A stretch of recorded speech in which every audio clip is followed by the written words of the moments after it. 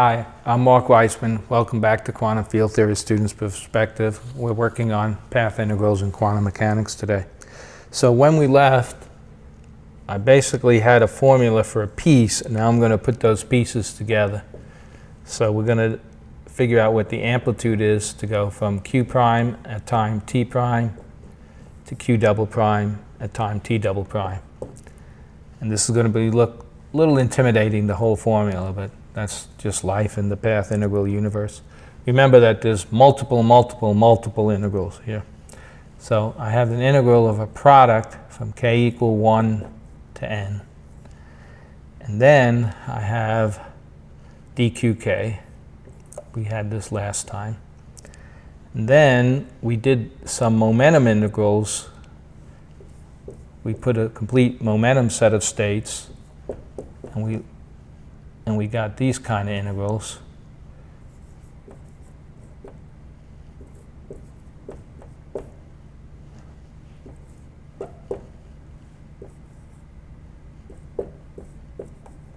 All of this is non-rigorous, so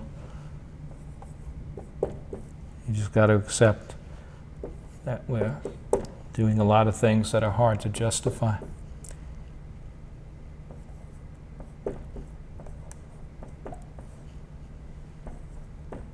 Remember the Hamiltonian, H is the Hamiltonian. So what it was we had done one piece, and now I've got like all n pieces. In that one piece, we get these two parts. Now, if you look at this, you'll be able to sort of see how it goes, how it simplifies. First of all, we're going to define something like the velocity of q dot j, qj plus 1 minus qj over del t. Okay, so that's going to help us over here.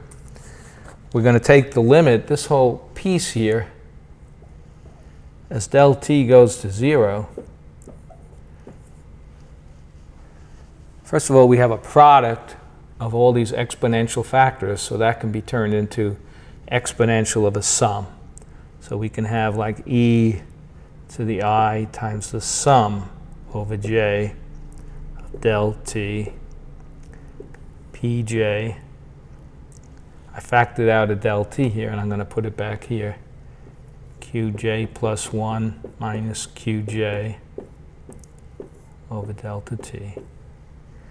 That's one part of it. And then we have this part, minus h pj comma qj. Okay. So now this is like a Riemann sum here with the del t, and we can write our path integral as q double prime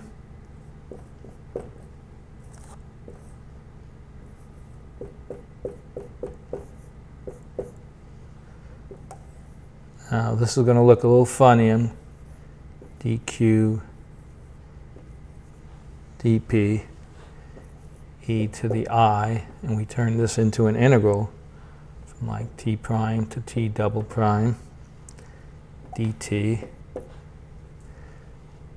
p q dot minus h. Okay. And implicit in all this is that q of t prime, q at time t prime is q prime, and q, this is for this function here, t double prime, q double prime. Now, the first thing you ask is, why do we have these funny capital D's instead of small d's?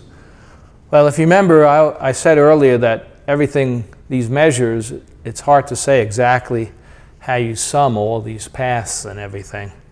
So a lot of stuff is hidden in these capital D's, like the 2 pi's here are hidden in the dp's. But there are other factors as well, and I'll show in a second exactly an example of what those other factors are. But this is basically the path integral formula.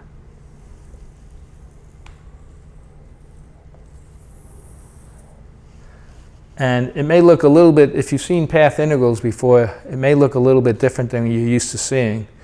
You're used to seeing just a dq, no dp, and you're used to seeing a Lagrangian here instead of pq dot minus h. Well, if you remember your mechanics, pq dot minus h is in fact the Lagrangian. So let's,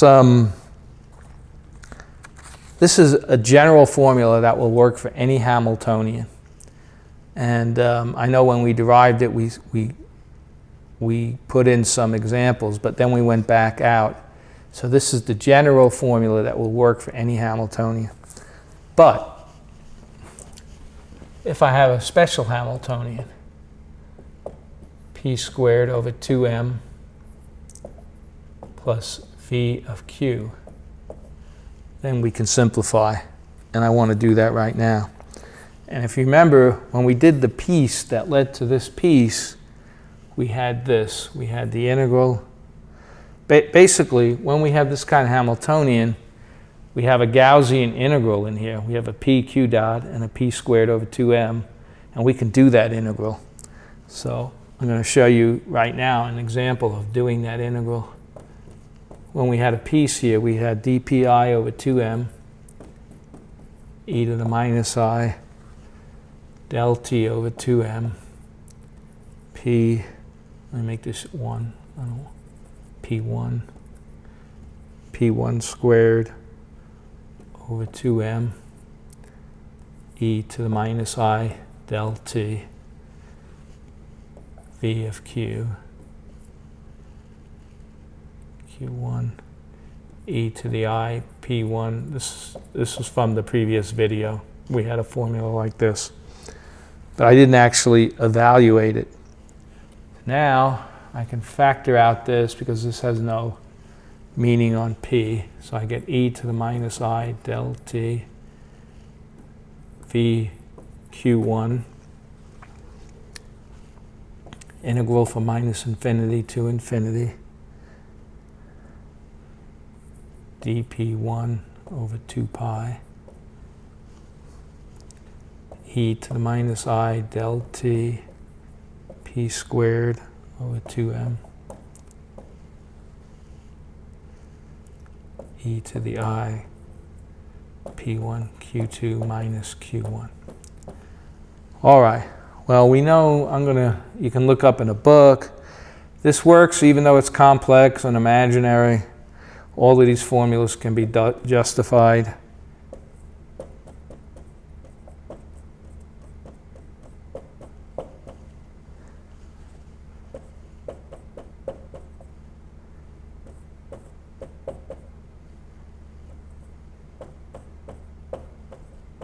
Okay, so this is one version of these formulas. Sometimes I have an I in here and various things. They all work out to the same thing. So when we do this, we end up getting 1 over 2 pi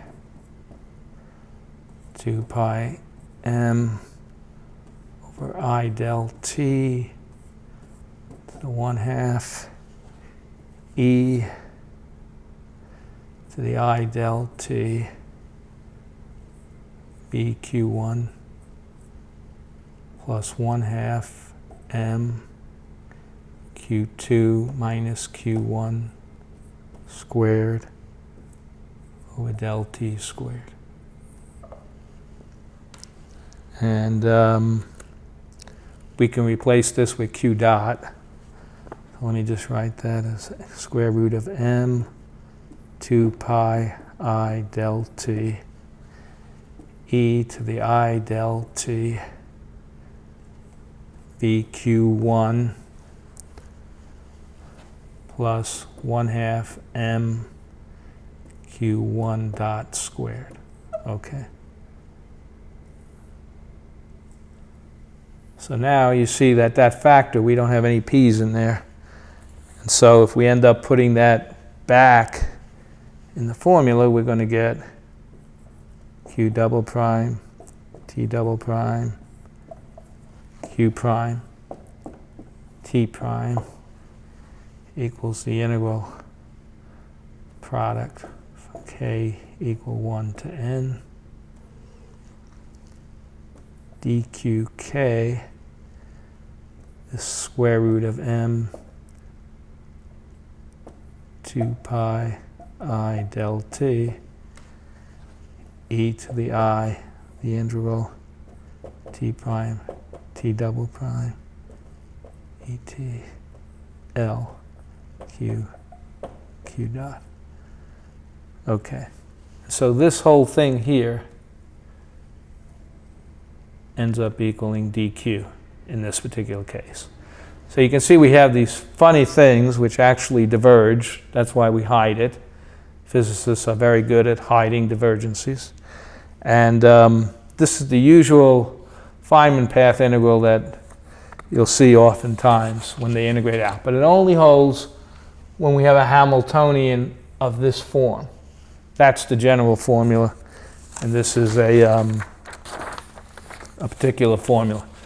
Okay, so next video I'll continue with this, with the classical limit, free particle propagator, and imaginary time. Thank you very much.